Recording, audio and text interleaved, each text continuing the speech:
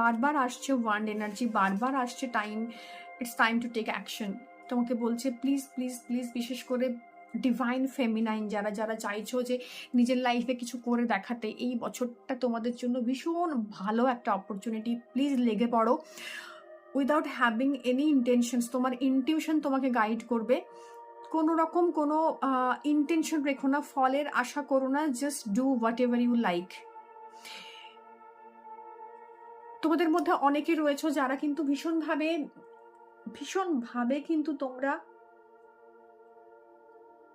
ক্যারিয়ারিস্টিক্স, কিন্তু সামহাও 2024-এ তোমরা সেটা করতে পারোনি, ফোকাস থাকতে পারোনি, ল্যাথার্জেটিক ফিল করেছো।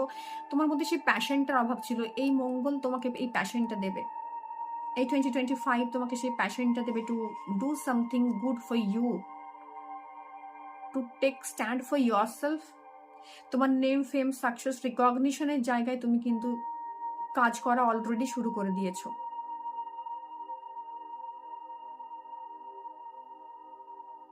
তোমার ড্রিমস অনেক কিছু চ্যানেলাইজ করছে তোমার মধ্যে। আমি আগেও বললাম, বারবার সেই কনফার্মেশনস আসছে থ্রু কার্ডস, এবং স্পিরিট গাইডসরা এটাই বলতে চাইছে যে তুমি যখন ঘুমোচ্ছ, তুমি যখন ন্যাপ নিচ্ছ, তুমি যখন জাস্ট তোমার আলফা স্টেটে এন্টার করছো, সেই মুহূর্তে তুমি যা যা কিছু ম্যানিফেস্ট করবে, তোমার এই ম্যানিফেস্টেশনসগুলো কিন্তু তোমার এঞ্জেলস দিয়ে গার্ড হবে, তোমার স্পিরিট গাইডস দিয়ে গার্ড হবে, তোমার যিনি তোমার অ্যানসেস্টার্স রয়েছেন তারা তোমাকে ব্লেস করছেন। অনেকের না অ্যানসেস্টার্স নেগেটিভিটির জন্য এই বেশ অনেক বছর ধরে তোমরা ম্যারিড লাইফে ইস্যুস দেখেছো, বা বিয়ে করতে চাইছিলে প্রপার জায়গাতে, কিন্তু সেই জায়গাটা তৈরি হচ্ছিল না, সেই এনার্জিটা চ্যানেলাইজ হচ্ছিল না। এখন কিন্তু তোমাদের এই এনার্জিটা চ্যানেলাইজ হওয়ার জোন আসছে।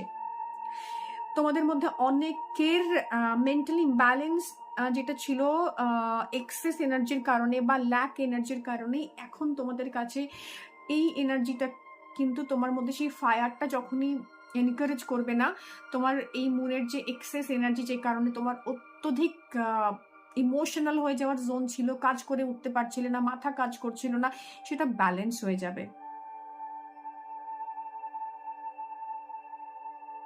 ইনটিউশনে বিশ্বাস করো, ইনটিউশনসটাকে রিড করার চেষ্টা করো, be very close two nature. তুমি পার্কে যাও, হাগ দ্য ট্রি, মাটিতে বসে পড়ো, সেই ছোট্টবেলার মতো খালি পায়ে জাস্ট ঘুরে বেড়াও, ফিল দ্য নেচার, এবং মাদার নেচারকে না উইথ গ্র্যাটিটিউড ফিরিয়ে দাও।